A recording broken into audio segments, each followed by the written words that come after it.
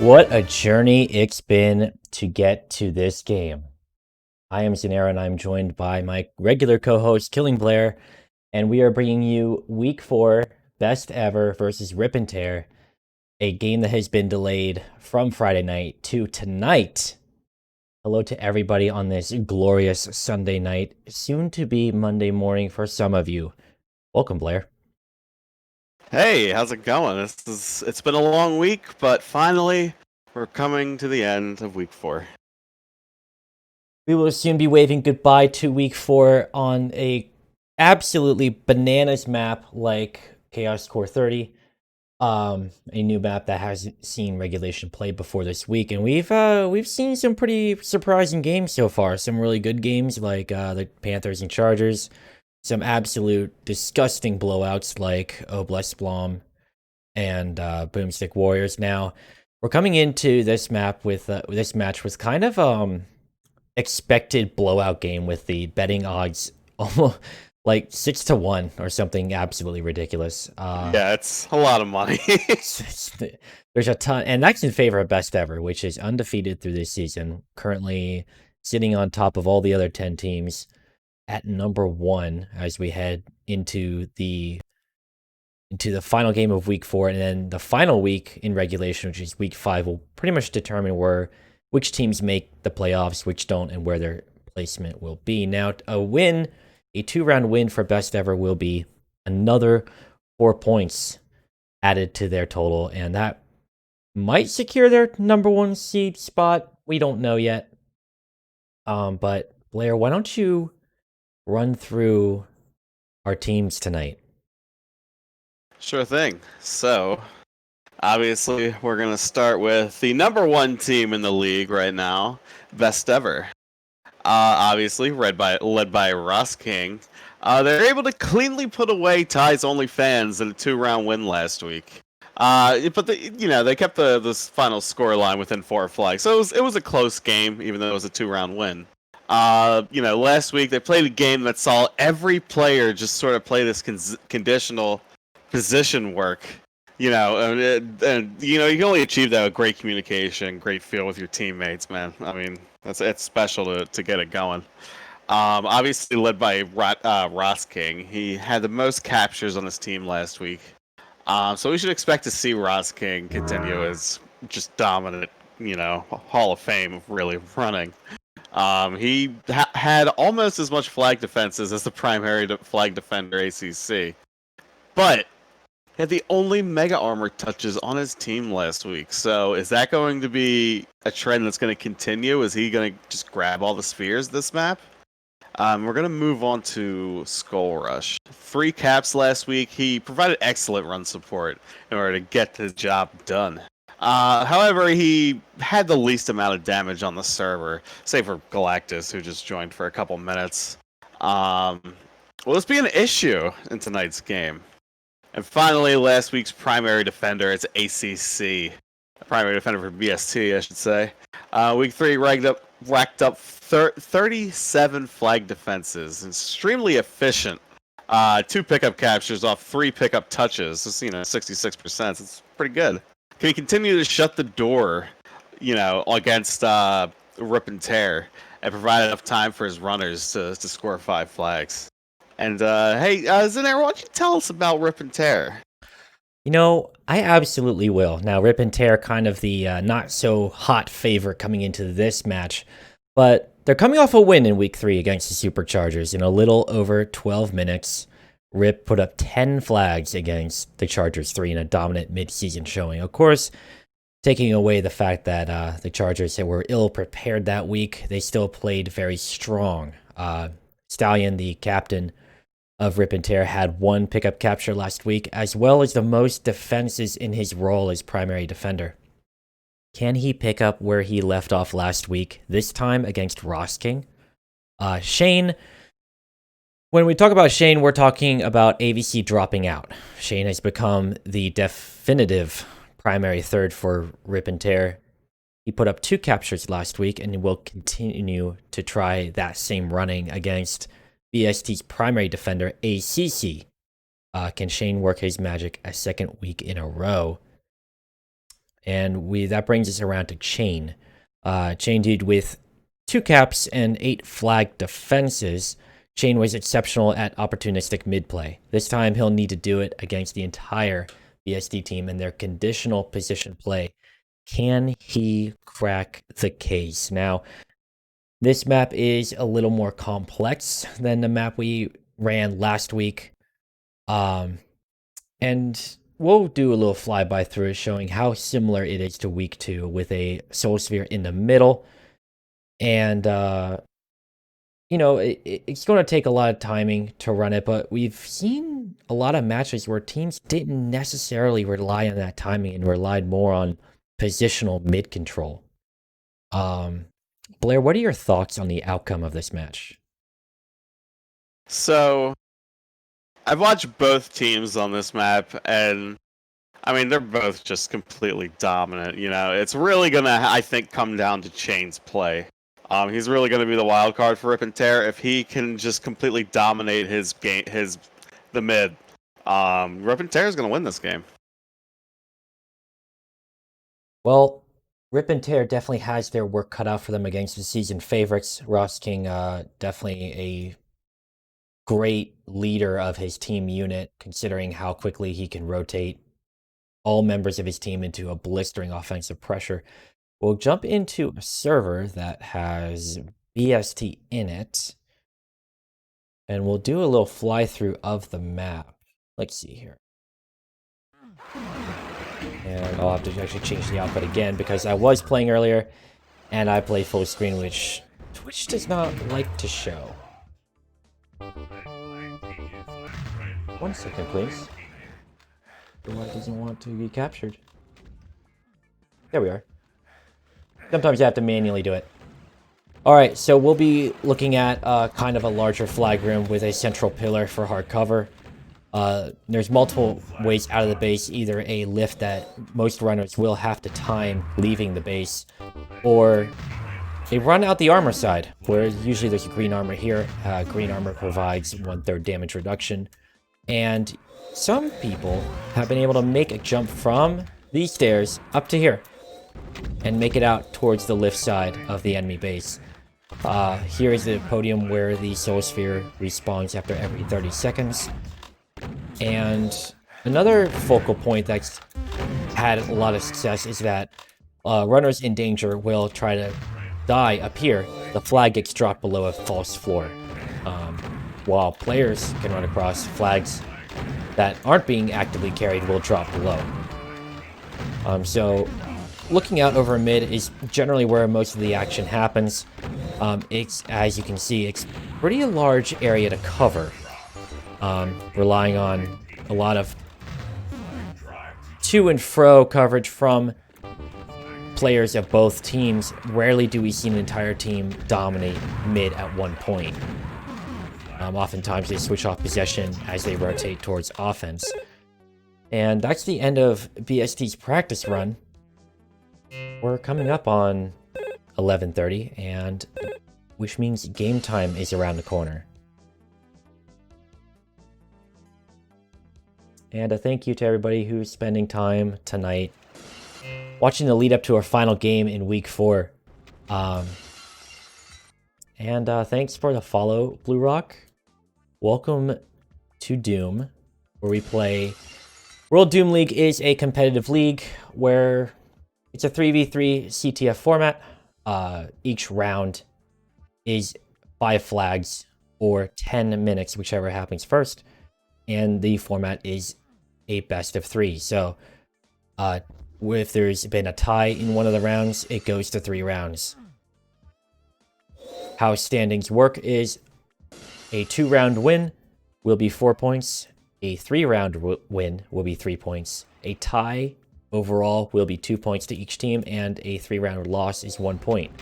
A 2-round loss is 0 points. So you want to try to push it to a 3rd round if possible, and we're getting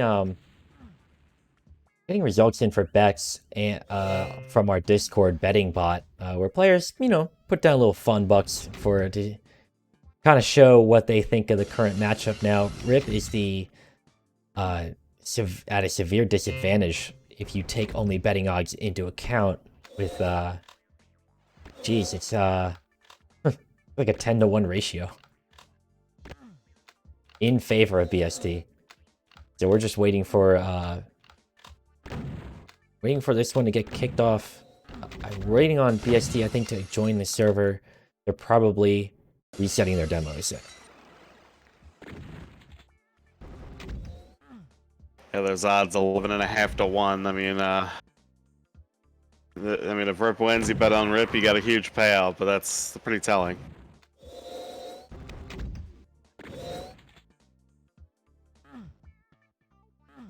I have a little bit of dead air here, and in the chat, you know what I'll do?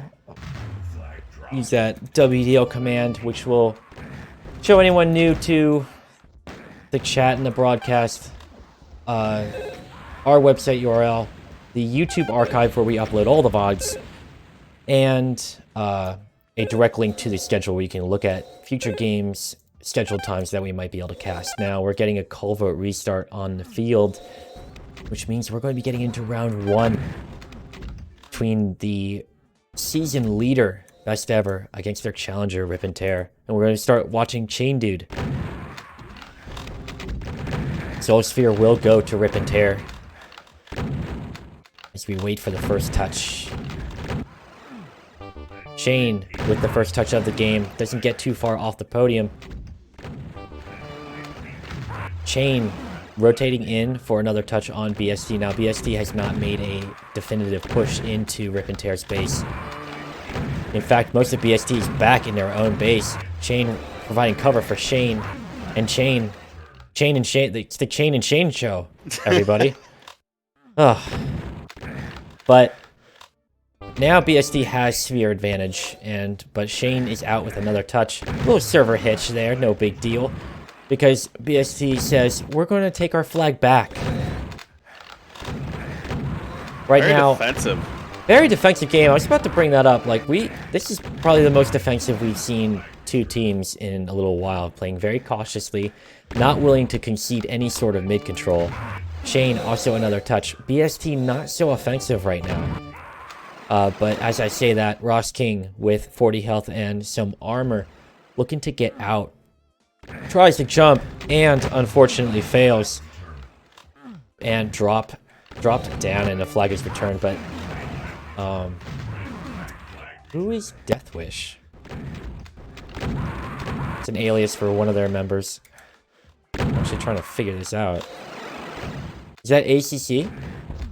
I believe so. People love to change their names mid-league. Deathwish is ACC. We're looking at Skull Rush.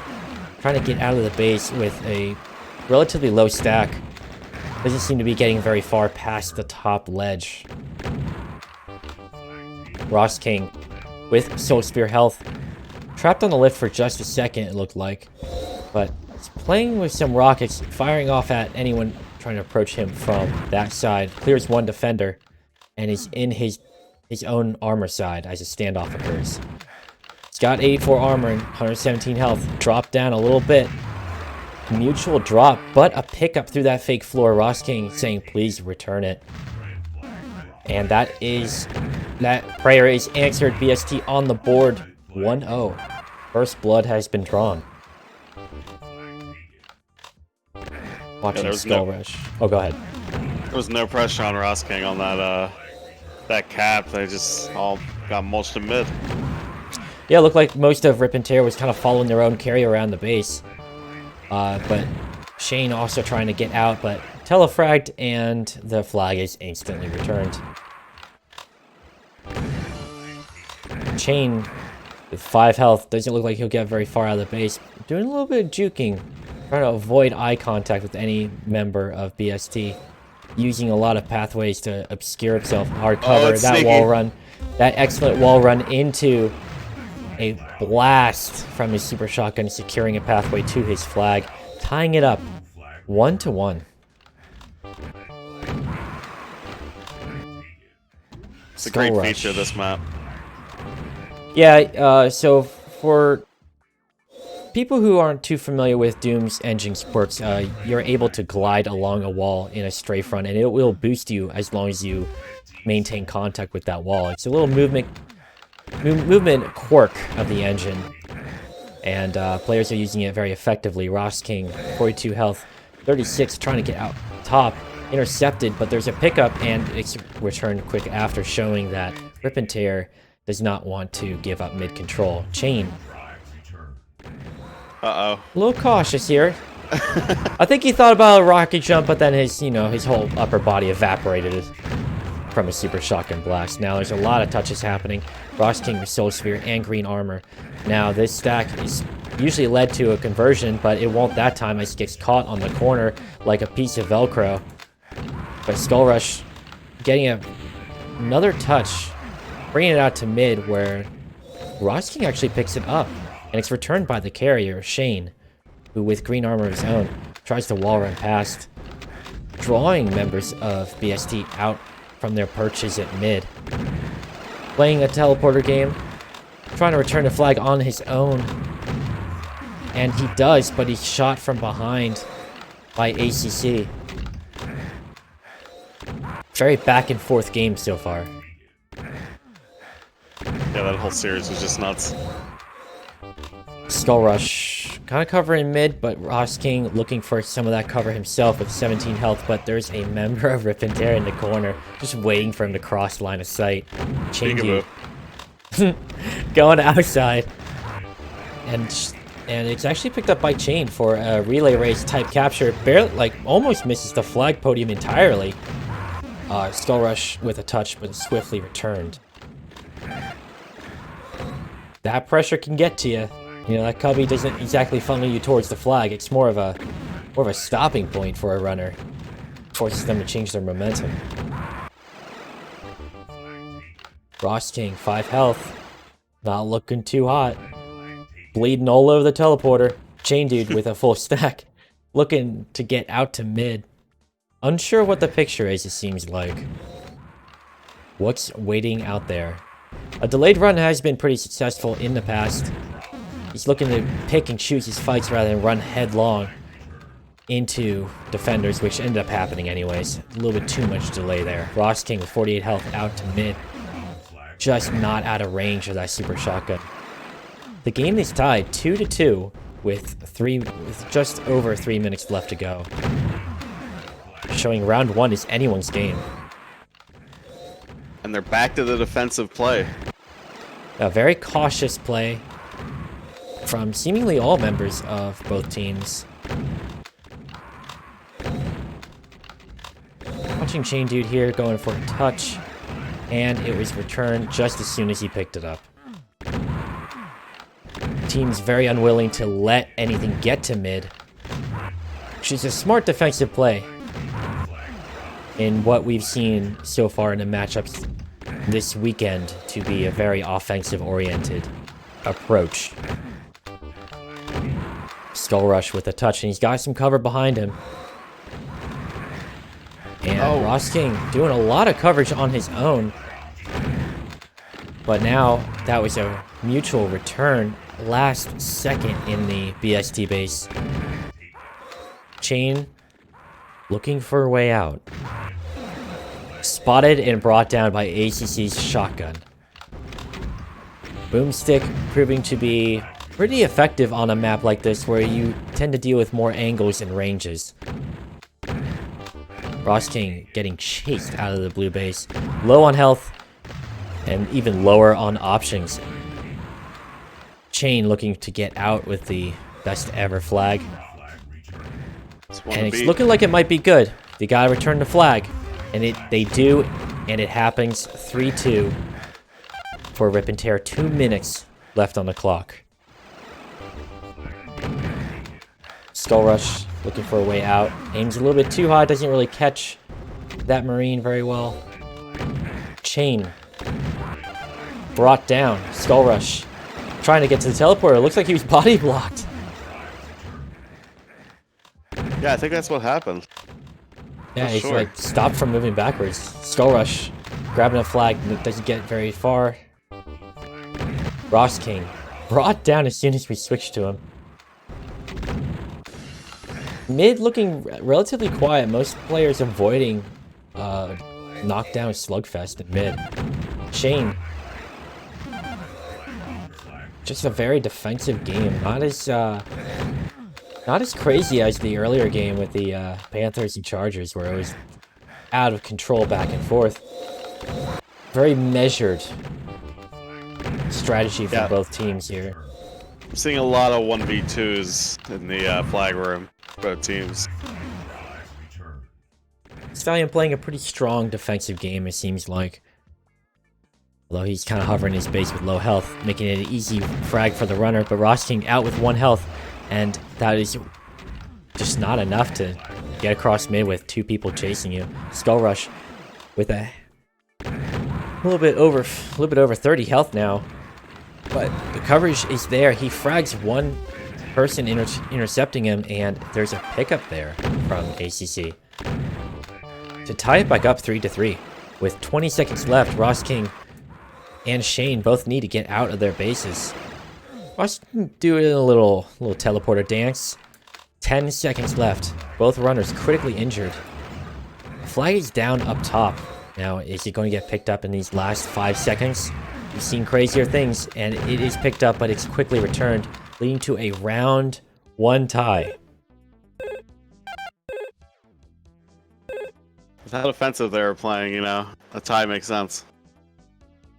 Yeah, a very quiet round in terms of flag touches.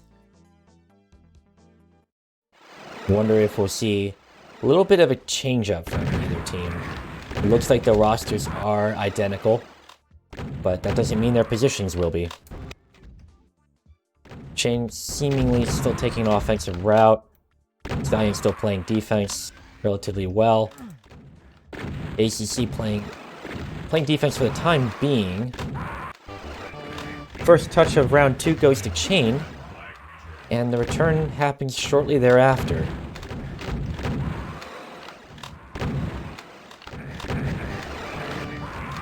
Shane looking to get out, but dropped from above. That lift posing to be a problem. Defenders from BST are up on that top ledge, letting them drop back to defend the flag with a shot or 2. Ross King out and doing a little loop back around the base with a good stack of armor and health. And it wasn't enough, he got blasted. Chain Dude trying to get out, good boomstick kill, a little bit of armor, but I think he's being chased right now by a member of BST. It doesn't seem like maybe that was a teammate that we heard behind him. Yeah, just shooting him. Yeah, just like saying, go, get out of here. A little bit of boost. But nice pickup. Self-drop to pickup for Chain Dude, but he's low on health this time. His teammates trying to cover him, I suppose, trying to clear out the base instead of looking for the carrier, which might cost them. Skull Rush with the flag on the podium. It's returned, last second return. That was Chain, that was insane. That was an excellent return. The kind of return you need in a week 4 matchup against the league leaders. Best ever. Showing that Rip and Tear, they could make some people rich with the odds that were going around. Still anyone's game. Only 2 minutes have elapsed. Ross King out to mid, brought down. It's a mutual return. I admit, I thought the match would be over by this point, but Rip and Tear is definitely matching BST blow for blow on what is considered a highly technical map. Ross King making me sick with those mouse movements. Switching back over to Shane. He came in way too shallow on that SR50. Yeah, unfortunately didn't work out well for him. Shane with 100 armor, 45 health. Missing a couple crucial shots. Brought down to critically low levels. That Soul Sphere too far away to help him. Mutual return, Skull Rush. Trying to grab the flag, trying to get out of there. Running into a couple spawns, but then there's a third man that he has to run into mid-reload. Just not good news for him. Players unwaveringly controlling their top lift side arena, preventing runners from getting out and preventing people from coming in to support them. Shane died at his mouth of his base. No one was there to pick it up. It's quite an interesting setup, almost identical from both teams, where they have very measured pushes. Pushing 2 at a time and defending 2 at a time almost. Ross King trying to get out. But there's a pickup that was dropped. I'm not sure where that ended up dropping at, but we're watching Shane barely getting by. And that is a great shot from Shane to secure his own flag. Beautiful cap there. First blood in round 2. Rip and Tear. 1-0 on the board.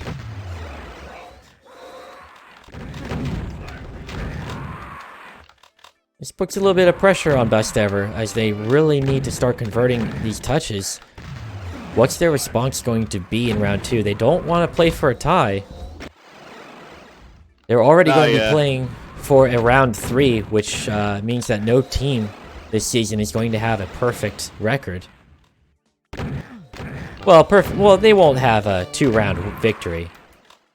They still may have a perfect record if they have a response here. Skull Rush working on that response. Getting out past 2 players. Good coverage. He's Strafe-runs past 2 of them with his team covering him, and that brings it back up. Skull Rush says, I have an answer for you. And it comes in the form of 2 barrels.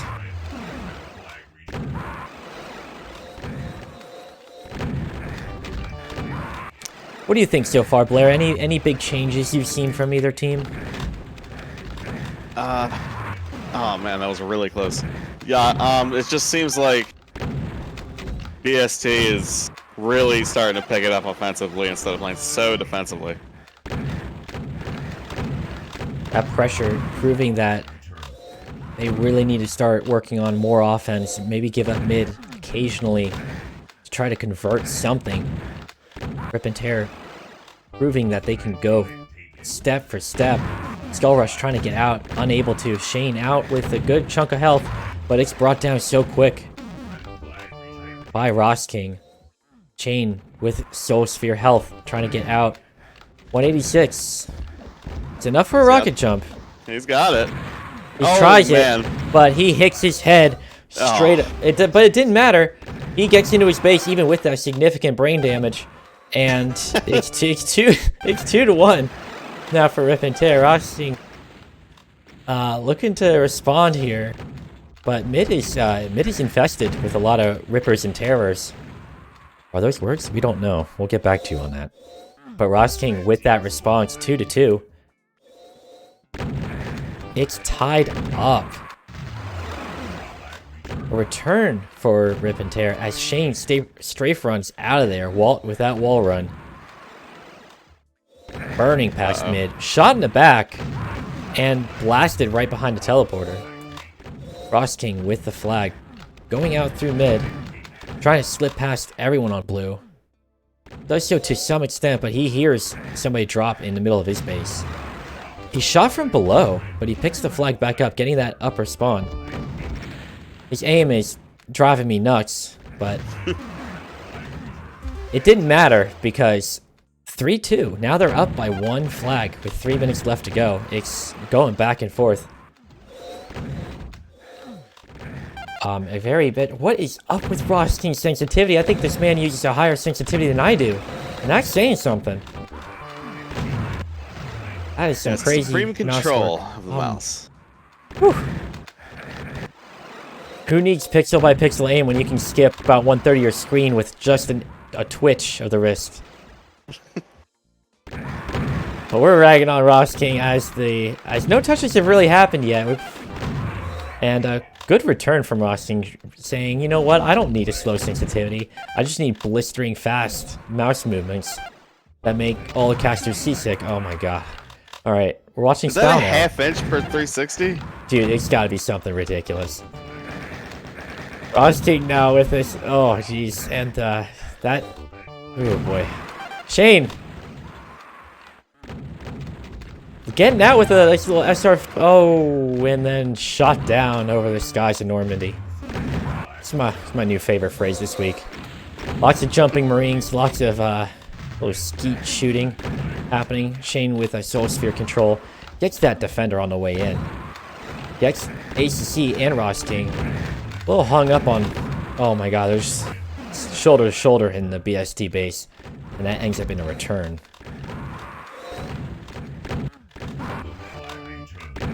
And Shane with another touch, proving that he can still get into the base. He just has to get out. Waits for that rocket to explode right next to him before he makes a run out. Skull Rush now making a run of his own, but he's being tracked down as we speak. And that might be enough. There was enough distance between him and the defender to shoulder those blasts and not have to turn around and fight. Ross King missing the jump. But going upper, he has very limited health, body blocked, but there's a relay race, and that's all it takes to go from a tied conservative game to 5-2 in BST's favor. Oh man, yeah, BST just turned it on right there in the second half of that. They started rushing, and it just worked. And now we're looking at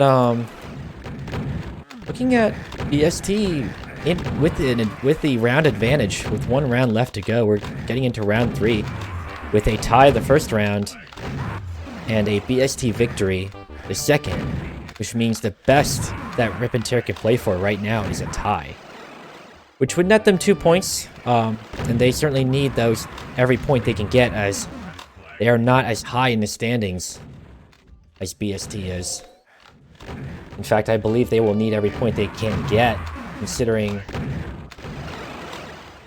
we only have 1 more week left of playoff play, or of regulation play, before the playoffs.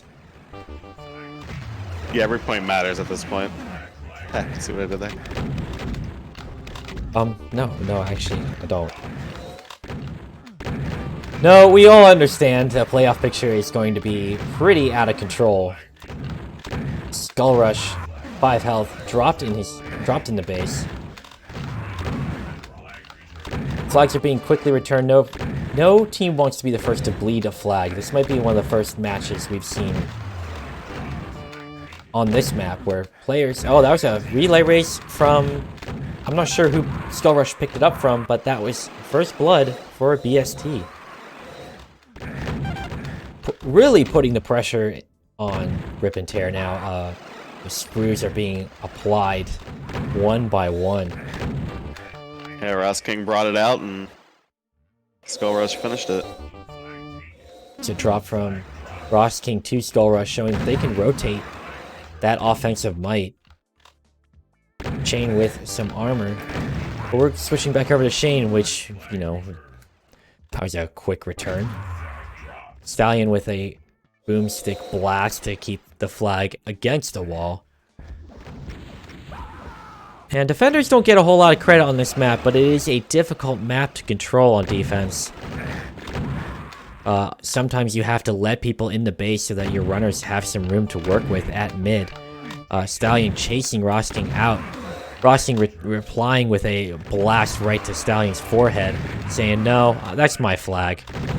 And that coverage, oh! Like, one defender peeked around the corner and said, "I'm dropping the carrier no matter what." But there were too many people from BST in that base for that flag to go uncaptured. 2-0. The Stallion looking, trying to make an answer, but ACC comes swinging wide around the corner, ready to fire. Returns it. Ross King and Stallion picking up each other's flags. Oh, now nice pickup. Now it's Shane with a pickup. Another pickup and return. Another relay capture where it's handed off between 100 members, and that was an excellent capture. Bringing them back in the game. Only 1 flag difference between them. Ross King trying to make that jump and he's still failing. But now he's out in his upper. Oh, the blue flag was returned as he ran across his team's upper. Another relay. Shane picking it back up and scoring, tying the game, showing that teamwork makes the dream work. 2 flags, less than a minute, I believe. And there's still 6 minutes left to go. But unfortunately, a team can't score, you know, 12 more flags, but at that rate, if Rip and Tear keeps it up, they could shut them out of a round 3.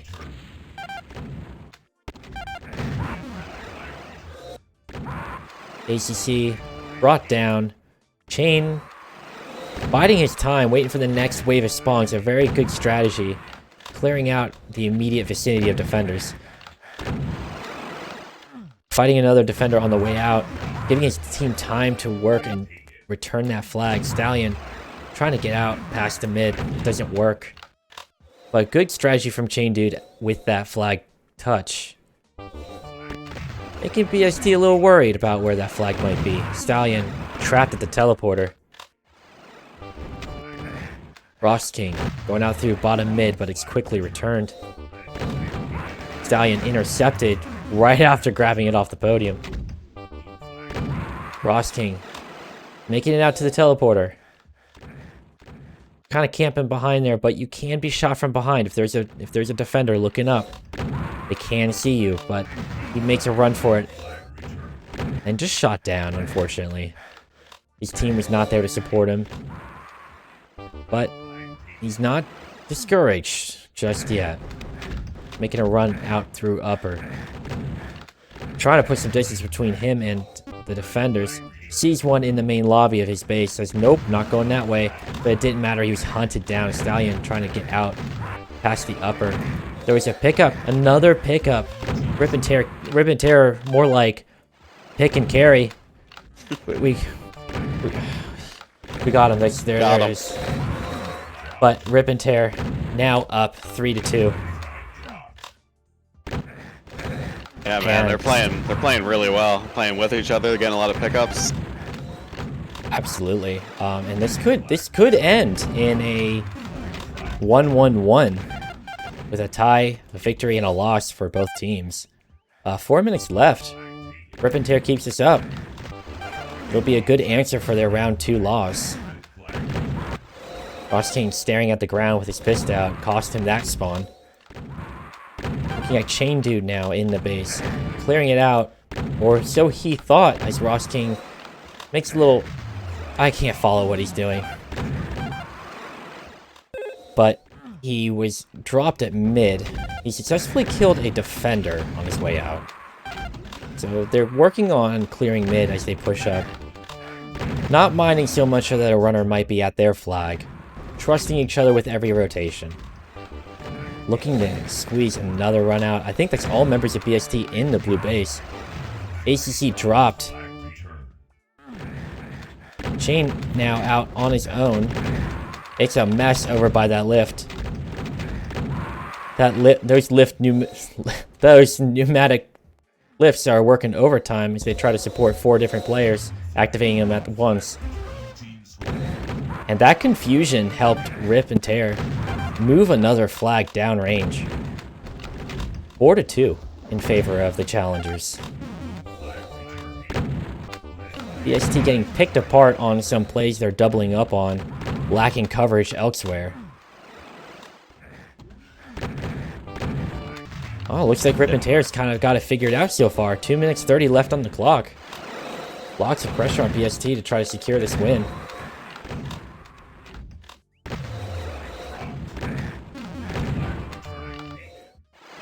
Yeah, they really shut the door on them, man. Crazy. Yeah, doing great teamwork as they run pretty much together as a single unit. Grabbing each flag and relaying it to each other. Good frag coverage so far from Rip and Tear, as ACC pretty much plays defense for the time being, indicating kind of a change-up for Ross King, to my knowledge. Chain, low health in the BST base. Where are you gonna go? Out through mid. Oh, drops, jukes the defender. Just doesn't get enough distance from that follow-up shot with the health he currently had. Ross King dropped in the base. 1:30 left. They gotta start converting some flags if they're going to avoid this tie game. And for those who are looking to make money on these bets, it looks like your money will be returned because we got a tie game. No payouts. In fact, no payouts at all as we see a tie game. So, unfortunately, sorry, betters. No dice on that. That was a lot of money in that pool to get returned, everybody. That was a lot of money in that pool. But we just saw a great rally from Rip and Tear to really close out that round 3. One of the most defensive games we've seen. Kind of surprising. And this will actually be our first our first usage of the tie game overlay text. So we have that going for us. Stacks might be on their way. A little bit too soon to tell, but for right now, I'm curious what your thoughts were on that game, Blair. Yeah, I mean, it was just round by round. I mean, tie, win, loss. Like, there's no... I don't think there's any other test of skill that these people are, these two teams are just so evenly matched with each other. They just adjusted it around each other and then counter-adjusted and then adjusted and then, they end up with a tie. It'll be interesting to see if these teams meet up in playoffs. It would be. I mean, Rip and Tear has come a long way since week 1. Currently, as of these standings, they sit, well, with the 2 additional points they get, they will be 7th in the standings, which, if you look at them on paper, with Best Ever having that number 1 spot, it's not exactly what you would think on paper, but Rip and Tear really taking advantage of that finesse on the map and limiting a lot of BST's traditional options. Let's see. We do have stacks up, and I'll link them in the Twitch chat for everybody to look at along with us. And with our new stacks backend, we are able to to go over these games really soon after they happen, which is really awesome for us as from a broadcasting standpoint. Now we're looking at a very evenly spread capture rate from Best Ever, with ACC, Rosti, and Stallrush all taking 3 to 4 points each. But Chain was kind of the star player in terms of captures on Rip and Tear, with 5 captures and 2 pickup captures and 3 assists for a capture rate of 15%, showing that he was really pivotal in all those runs, if not outright successful. A lot of kill-death ratio. The overall kill-death ratio, actually, there is a pretty big discrepancy in frags. Rip and Tear getting 100 more frags than their opponent for an overall ratio of 104%. Stallion topping the board with 147% kill-death ratio, showing that they really had domination throughout that game. 10,000 more damage than Best Ever. And that made a lot of difference in those mid-fights. That's actually sort of interesting because I didn't think that either team really had any domination over mid. It seemed to be very back and forth. I didn't see any patterns that any team had it, for a very long time. A lot of those fights happened in the base. Each member of Rip and Tear had almost over 140 frags each, which, I mean, if you count Chain Dude running for most of the time, Chain Dude and Shane had 35 and 44 touches respectively, so they were fragging heavily in and out of the base, and chaining the pardon the pun, chaining the flags between each other in a relay race towards their own flag. So congratulations to Rip and Tear for really pulling it back after a 5-2 loss in round 2. And actually reversing it with a 5-2 in round 3. So they will get 2 points and move up to 7th place, while Best Ever will retain their number 1 spot. Only 2 points ahead of the Sexual Panthers in the standings. It really is anyone's game as we move into week 5, the last week of regulation play. Every team is still in it. Some more than others, but every team still has a chance to qualify, I believe. Although, I'm actually not sure. I believe we might have a playoff elimination. I believe GPS might be out of the running. I believe Rip and Tear had to lose in 2 rounds. I believe you're correct on that assumption. So, unfortunately, we'll be waving goodbye to the Giant Pea Shooters. And better luck next season. But we'll be playing you out with the World Doom League theme. And we'll see you next weekend. More or less. There could be a Thursday or Friday game. And we'll be waving goodbye to our co-host Killing Blair. Until that time, thanks for joining us again for this crazy matchup that happened with an unexpected result. Yeah, thanks for having me. This game was great. Game was so much fun to cast, and thanks to every one of you for spending a little bit of your Sunday evening with us. I'm Xenaero, and I am signing off. Have an excellent Monday.